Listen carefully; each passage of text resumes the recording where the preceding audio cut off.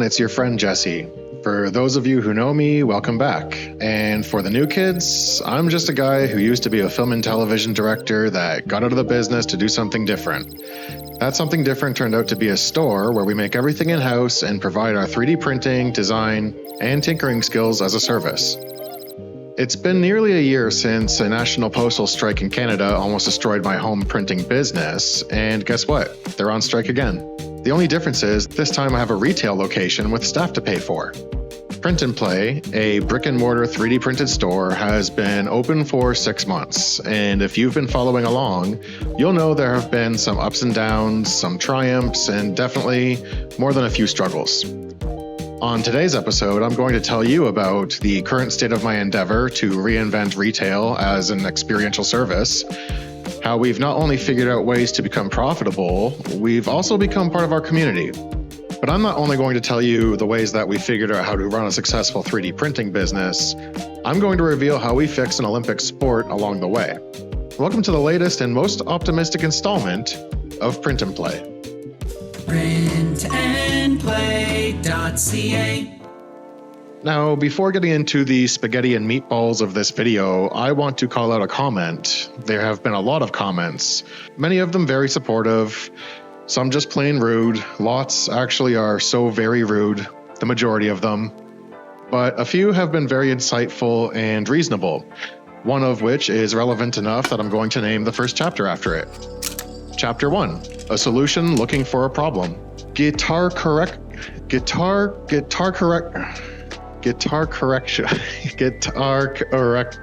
Architectural wrote a couple of comments, and one of them is an essay. But the crux is questioning why I needed a store in the first place, and stating that the whole thing feels like a solution looking for a problem. Damn right that's what this is. I'm a professional problem solver, and I've made a career over 20 years of being a problem solver in some capacity. Whether I'm solving problems with television commercials or just math, I love solving problems. Last year at this time, I was alone. Every order was on me, and they were entirely online.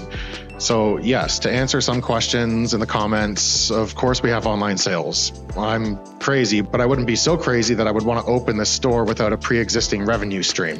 Sure, some things are only big sellers online, and some things only sell in my retail store, but guess what? It's all made in the store. And I have colleagues to do it with. I'm building a new kind of business model, and I don't have to do it alone. Furthermore, Print and Play doesn't even have only one online store. We have like 6. Selling online is brutal. Building a brand on social platforms is hit or miss, and you can't cover every base with just one store on just one platform.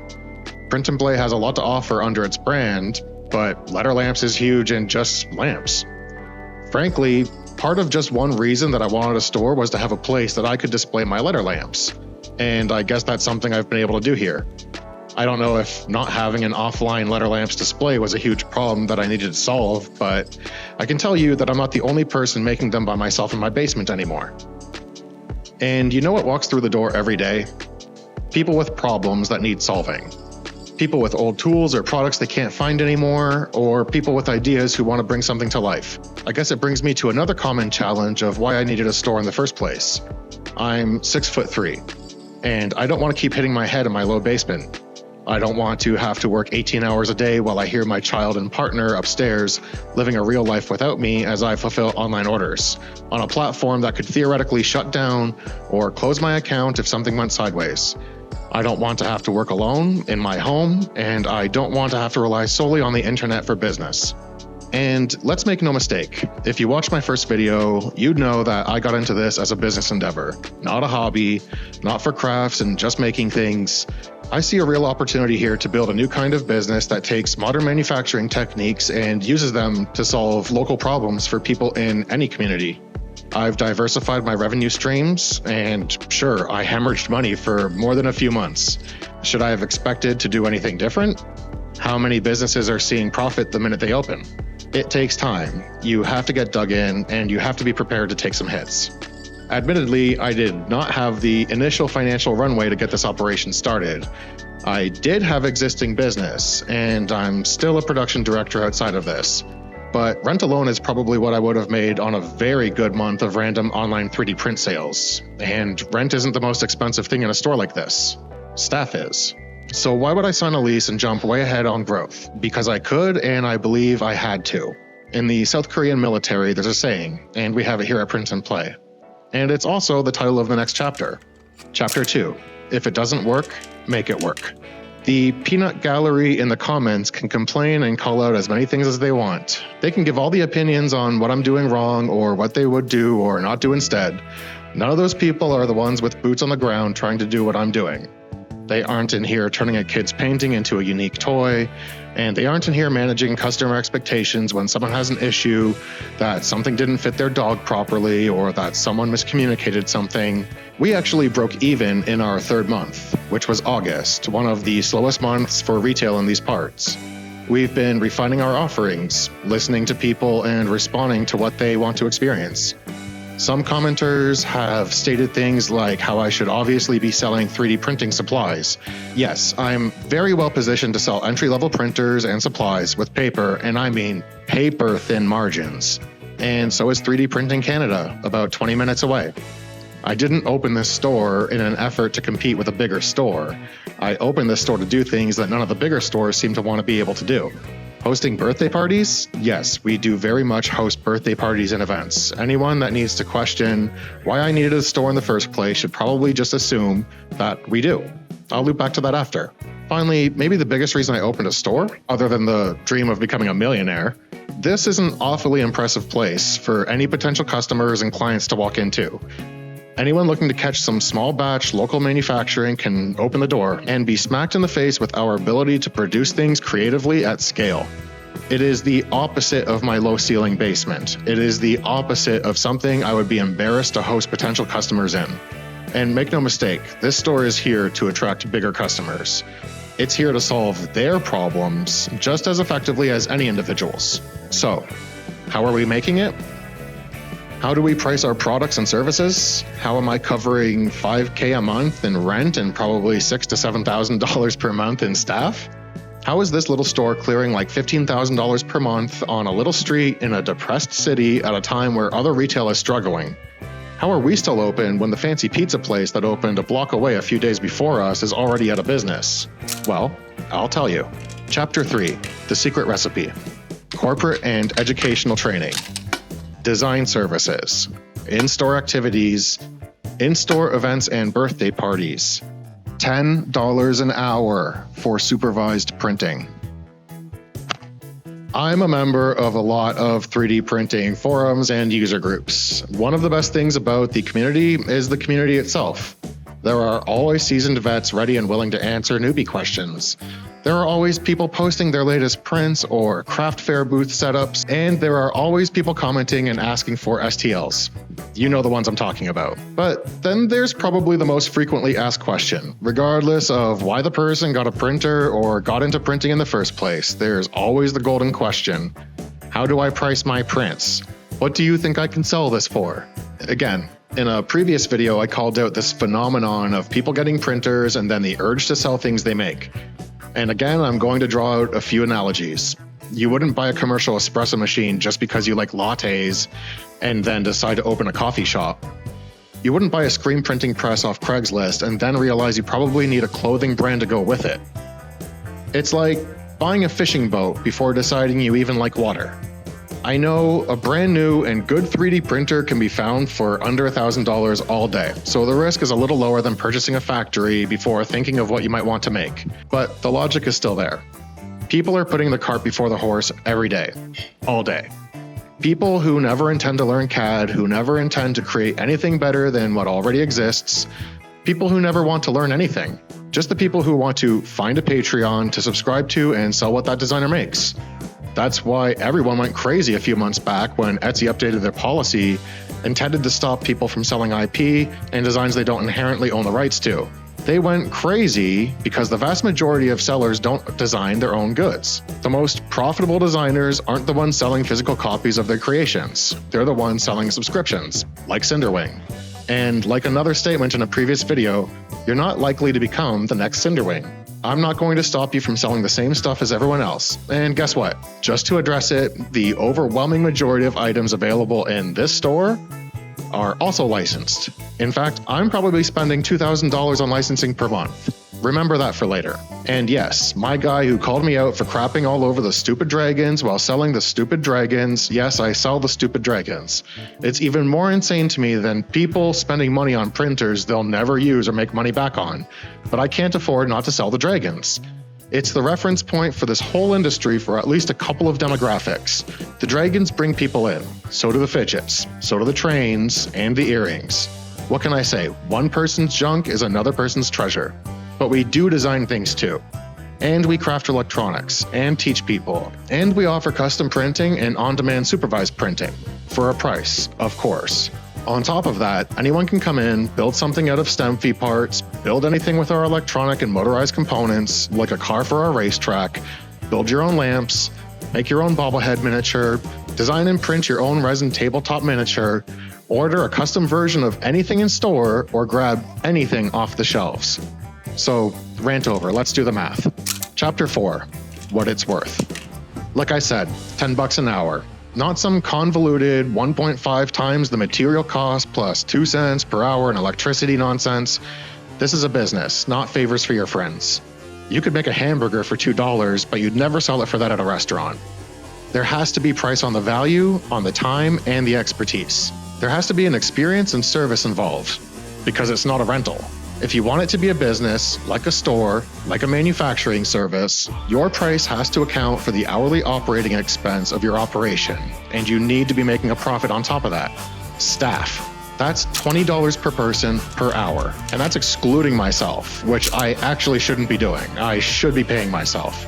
We're open from 10 a.m. to 9 p.m. That's 11 hours, or $220 per day with someone on every hour between 2 shifts. Rent. That's $5,000 per month, about $167 per day. So we're up to $387 per day just to open the doors. Licensing. Okay, it's not actually $2,000 per month, more like $1,000 per month. Some designers charge like $9 for their entire portfolio, some charge more like $50. In the end, we have a couple thousand designs available on commercial terms. And at most, we're spending about $1,000 per month for the rights to sell. So now we're at $417 per day. Utilities, honestly, not that much. Little odds and ends, not that much. Insurance even is not that much. We're talking about adding another $20 or $30 in total per diem for all that other stuff. So let's just call it $450 per day to open the doors. Basically like a small restaurant. And if I want to make any money instead of just lighting it on fire, I should probably be looking to make like $1,000 per day on average. We have at least 30 printers operational here at any given point. If all of them are printing something at $10 per hour, we've hit our daily break-even threshold in under 2 hours by generating $600 in revenue. No, they are not running 100% of the time. They are not even running 75 or 50% of the time, and they don't have to. They actually only have to be operating 20% of the time. That means only a few printers need to be running around the clock, or that they all just print something for a few hours every day. If 30 printers are running at $10 an hour for even 8 hours a day, you're making nearly $2,000 per day in profit. Every store needs inventory. And no, not every little thing can be sold for $20 or $30 or $70. Some items need to become standard inventory that we always have in stock. Those we sell for 25 or 50% less. That's fidgets, the dragons, the dummy 13 robots, and anything else that the kids are coming in for after school or that people have heard about on the street. Even our pipe cocks masks that take 24 hours to print, we probably sell for $150. Those are our standard offerings. The profits are still there, and it puts inventory on the shelves for people to impulse buy. Everything else is a custom order, and $10 an hour for any custom service is not insane. It's actually a great deal. So no, having a single printer running all day is not going to pay the bills, or pay the rent, or pay the staff. Having 30 printers running for a fraction of every day will though. This brings me to a final point, because if you aren't moving product and putting your machines to work, then none of this will balance out. Chapter 5, Volume. This is commerce, and while I don't believe in the morality of infinite growth, you at least have to sustain a baseline of production volume. Without it, you won't have a chance to keep the lights on before you go bankrupt. Yes, there are people on the street who walk by and might come in and purchase something. Yes, there are also online sales for anyone who might stumble across one of your websites and listings and at best purchase something 2% or 3% of the time that they do. And then there's manufacturing contracts, there's niche industries, and there's business to business. Lots of people have a 3D printer or two, and lots of people who work at companies will make a little trinket or desk stand or door sign or something for a boss or supervisor who might think it's a great idea, but is it something that scales up? I think a lot of people want to design something fun or cool, but many are missing the boat on useful or profitable. What is the company manufacturing to begin with? What are they not able to manufacture for themselves? What would they rather get produced locally instead of from overseas? You know what's really worth its weight in gold? A dedicated B2B salesperson. Building manufacturing relationships with local suppliers, museum gift shops, regional stores, regional schools, and so much more. Anyone that sells anything could be selling your thing. Anyone getting custom keychains or electronic enclosures or anything else manufactured overseas could be getting it locally as well. Toys and all that should come last, but everyone puts it first. You know who doesn't need more toys? Toy stores and charities. You know what charitable foundations need? Fundraising tools. Design a keychain with an NFC chip in it. Create sponsorship opportunities. People are right, nobody wants more 3D printed junk. So why would the only thing you're looking to print be clicky fidgets and flexi toys? Make them if you want, but if you want to make it into a business, you better know how to design things for people, and you better be looking to produce some more practical things that people need, not just what a few want. Otherwise, you are always going to be chasing the rainbow of what's in, and you're always going to be in the race to the bottom. Don't be just a 3D printer. Be a manufacturer, be a producer, be a designer, be a business person. That is, if you want to be in business. And if you do, be prepared to do whatever it takes along the way to make that nut every month and every day. Because until you have enough of those business-to-business customers, until you've solved enough problems for people, you're going to have to bend over backwards and make one-off anything and everything. You're going to have to host birthdays and corporate team building exercises. You're going to need to have a stock of inventory and things for people to do in your store that isn't breaking your printers. And you need to be fostering a culture and an environment that isn't going to break your staff. Make it a nice place to be, and people are going to like being there. Get the average spend up. Don't sell $1 or even $5 junk. Sell stuff that amateur hobbyists don't bother printing or wiring up together. Sell to the sports league, not just the local team. Sell the experience, and most importantly, sell the reason behind it all. That local isn't a buzzword, it's a backbone. So without spilling all the beans or bragging about exactly what deals we've made with which companies and which industries, I hope that more than anything, this can help you on your own 3D printing journey, or at least inform you about the experience of somebody who's gone down the road. Like I tell our CAD workshop kids, there's more than one way to skin a cat. And there's more than one way to run a 3D printing business. If you want to find out more about how we run ours, subscribe and follow along for more of the Print and Play Odyssey. On the next episode, I'm going to finally tell you about how we actually solved a fundamental problem that persists in the oldest team sport in the world, and how that solution became a product that we sell for $85 per unit all over the planet. Thank you so much for watching, and a huge shout out to our supporters on Patreon. If you want to get behind the scenes access on our day-to-day, and if you want to get involved and support what we're trying to do, then I invite you to join the crew over at our Patreon page. Patrons get early access, discounts on services, and so much more. Join their ranks at Patreon today. Thanks for watching, and as always, keep making things work.